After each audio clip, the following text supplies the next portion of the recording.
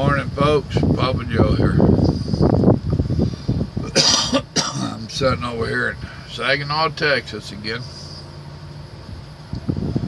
One of them places that it's good to get here later in the evening and wake up here. The closest en route truck stop is 45 minutes to an hour away. Probably an hour plus away to be actual. But I like to ease on in here. They got a dock that's painted the butt. Just ain't quite enough room. Then when their delivery trucks get in here, it's a trucks part place. So that don't help none. Although their trucks stay out of the way for the most part, it's still, y'all know. But here I sit. We count on sleeping late. Even took me a melatonin tablet last night, which helped me to sleep, but it sure didn't keep me asleep for all night and all morning. But I went to bed relatively early and I still got 7 hours sleep. That's about what I'm used to. I usually go to bed a little bit later than what I did last night and wake up a little bit later, so tit for tat. It is what it is. Today is the 7th, day 2 of the 72-hour blitz. And well, I ain't been here 12 hours yet. I ain't far from it. But I was at the yard yesterday. Talked to our safety guy for quite a while. We had a good conversation. And I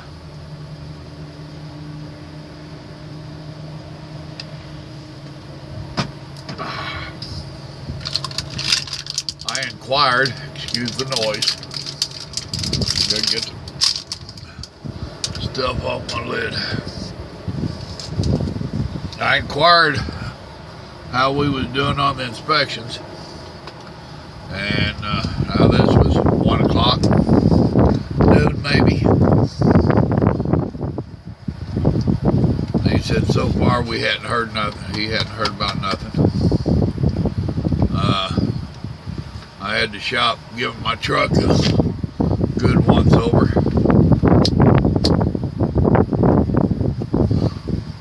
Now my back drive's brakes are getting close to needing replaced.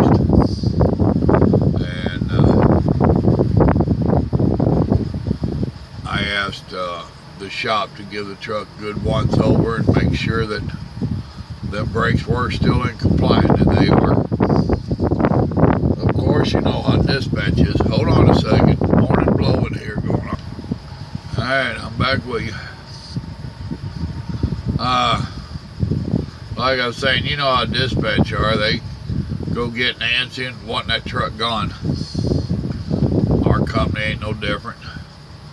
They don't push you out. They're not rude about it. They ain't running around and telling you you gotta go, but you can tell. I went in the dispatch office, shot the bull with my dispatcher for a minute, and I told him I shouldn't be here too long. So I got a couple items that they keep pushing off, trying to get that last mile out of it, that last penny. You can't blame them in this day and age. I mean, you can't. And they take damn good care of our equipment. We're top of the line on that stuff. That being said, they still want to get all they can out of what they can. But general manager, she sits right there in the dispatch office. She is a dispatcher as well. And I told him, looking at her, I said, it's one of them deals where they're trying to get all they can out of it, and I said, I want them to inspect it before I go out here into this chaos and into this little game they're playing. I said, that way if I get shut down or rode up, I said, it's on you guys. And pointed at the general manager. She just grinned at me. She knows me, you know. I said, don't put it on the truck driver. Blame company. So she knows the game. She knows the routine. So, and I'd ask them, I said, have you heard anything about the inspection? Not a word. And all the dispatchers right there, you know, 4 of them, they're like, ain't had none of my drivers hit yet. Now, of course, there's only 35 of us, you know. So, and talked to the shop while they was working on the truck. They hadn't heard nothing yet. I've seen a couple of scales. Well, I've seen one scale that's normally open, or normally closed, I'm sorry. And they was open, rode us through there. They had one truck pulled over, but they weren't inspecting him. They was writing him up inside. It really didn't look like he had been inspected. It looked like he had a weight issue. Talked to a buddy of mine that's out in California. He said one of those scales that is normally closed was open. And of course, California was working. They don't need a 72-hour blitz out there. All they got to do is get up with their panties in a wad and decide to be California. See how politely I put that? I'll be staying in Texas for the rest of the 72-hour deal. And I doubt that I'll see much. Texas don't normally play well when they pull this shit. But they could, you never know. But the last couple of weeks, Texas has been playing anyway. I've seen 2 or 3 of their scales that was open that are normally closed. Texas is normally closed. Well, it is what it is. I was reading online there, which is what got this video started. This year they're working on their main focus is load securement. So you flatbedders and low boys and all that oversized, they're giving an extra eyeball to you guys and gals. Of course, they're going to do a regular inspection on lots of trucks. It said between Canada, U.S., and Mexico, which I don't buy into Mexico's plan. They said they average 17 a minute. That's a lot. They said that's over three times the normal. And expect an average wait of 45 minutes to an hour. I'll tell you now, figure an hour. I'll be back. Alright.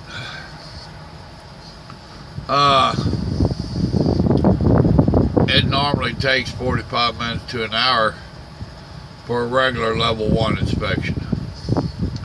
During this time of year, they really cross their I's and dot their T's. So yeah, expect an hour. Figure if you get out in 45 minutes, you did good. With the modern day trucking, you got to realize that their 2 biggest revenues, and to me that's what this is really about. It ain't about safety. It's about revenue. I'm sorry. Their biggest revenue was logbooks and brake adjustments. Logbooks, because when we were doing it on paper, it was so easy for them to find something. On brakes, there's just too much there. Now a lot of people are going to say, well, as long as your brakes are adjustment and your pad's right, then you're good to go. Well, no, you also have what's called the travel. And there is no way that you can check the travel, because you got to press that brake and see how far it travels. And believe it or not, there is a rule about how far it travels. And when Mr. DOT checks it back there, you have me up here mashing the brake pedal, you don't see what he sees. So you're kind of open there. So, but anyway, brakes being out of adjustment for whatever reason in logbooks has been their biggest problem. And I ain't got to worry about logbooks. I'm on electronic log. The only thing I have to worry about logbooks is that if you run electronic logs, you're supposed to be able to transfer it from that computer to them. I do not know how to do that. There is a paper in my folder over there, in my permit book, that tells how to do that. I've never done it. So that's the only flaw in my logging stuff. The brakes, I had them check it yesterday and specifically asked about the travel. There's something, cam travel or whatever it is, I forget. I am not mechanically inclined. I'm a truck driver, I'm not a mechanic. So with modern day trucks, and if you notice, you don't see the old trucks out here that we used to. Between the EPA nonsense and all the safety stuff and all this, most companies are running newer trucks. And we had an old saying that DOT can take a brand new truck and find something wrong with it, and I still believe that. Being that you've taken away their logs, most of these new trucks, self-adjusting brakes, and companies are trying to keep stuff up better. The brakes ain't near the revenue they had, so they're going to be looking for other stuff. Make sure your tires are good, you know. Make sure your load is secured. What is it, one strap or chain for every 1,000 pounds? I used to flatbed years ago, and I used to know what it was.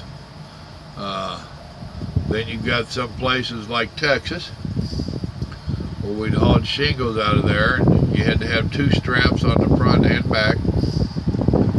And if you was hauling shingles, you had to pull the front or the back top layer of the back 2 there and stack them a specific way to pacify them. And I'm sure there was other states that got issues. So just know what you're doing. If all else, call your safety and ask help.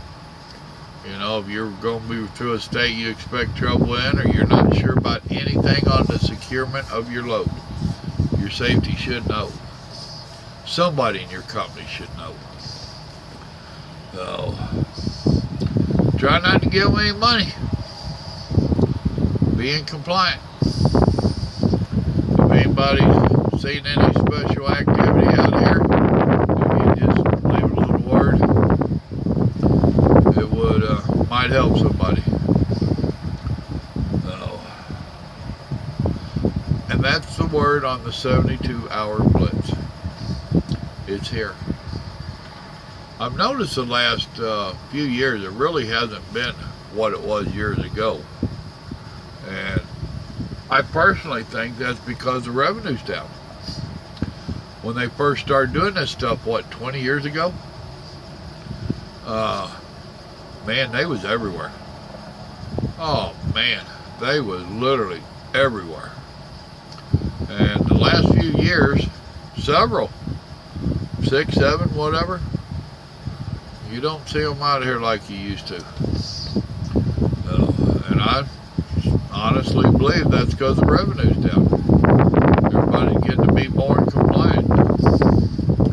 So that right there in itself tells you it's got to be about safety. Hey folks, I'm going to sit here and have a mellow start to my the morning. I got both windows down. I'm basically in Fort Worth area. You ain't really heard any noise, have you? And I got a little bit of highway traffic over there, I hear. And this is a road leading in and out of a truck place over here, some kind of tanker yanker. But it's relatively quiet and peaceful. So I'm going to turn the overheads back off, sit here and watch the day finish breaking. Have a mellow start to my day. Y'all remember, God loves you, so do I. Be careful out there. Don't leave no change behind. Y'all have a blessed day. Bye.